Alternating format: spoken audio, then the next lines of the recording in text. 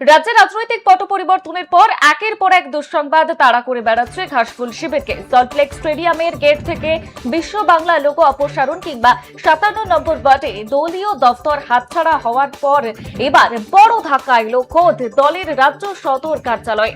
Kolkata EM bypass সংলগ্ন canal south রোডের বর্তমান তৃণমূল ভবন খালি করার জন্য দলকে স্পষ্ট আলটিমেটাম দিয়ে দিলেন বাড়ির মালিক তথা মডার্ন ডেকোরেটরের শতাধিকারী মনতোষ সাহা ওরফে মন্টু সাহা। আগামী 2 মাসের মধ্যে তৃণমূলের সর্বোচ্চ নেতৃত্বকে এই ভবন ছাড়তে হবে বলেই নোটিশ পাঠিয়েছেন তিনি।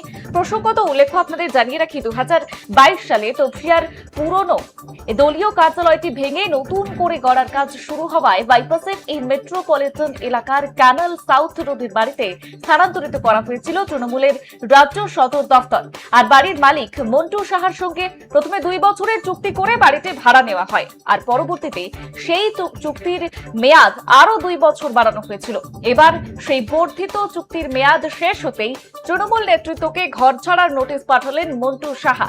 তিনি দাবি করেছেন আগামী 2 মাসের মধ্যে তার বাড়ি সম্পূর্ণ ফাঁকা করে তাকে ফিরিয়ে দিতে হবে।